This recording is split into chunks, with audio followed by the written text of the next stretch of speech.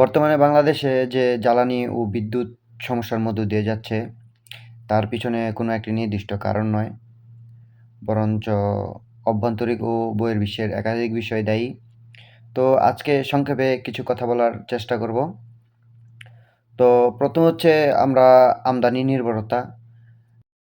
আমাদের জ্বালানির বড় অংশের জন্য বিদেশের উপর নির্ভরশীল হতে হয়।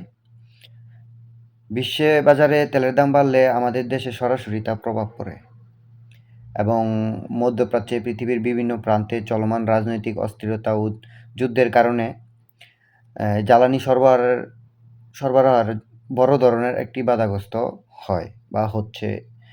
তো এর ফলে জ্বালানি আমদানির জন্য প্রয়োজনীয় ডলার সংকটের সরবরাহ ব্যবস্থা আরও কঠিন হয়ে পড়ছে। তো দীর্ঘ সময় ধরে দেশের অভ্যন্তরীণ গ্যাস অনুসন্ধানে আমরা পর্যাপ্ত গুরুত্ব না দিয়েই আমরা আমদানিকৃত এলএনজির উপর নির্ভরশীল হয়ে পড়েছি।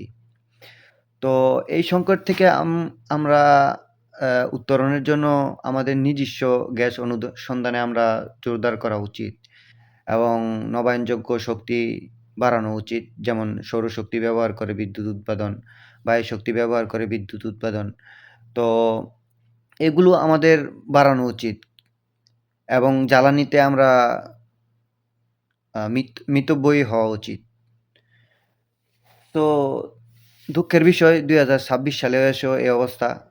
কারণ দেশটাকে আসলে প্রকৃতপক্ষে কেউ ভালোবাসেনি।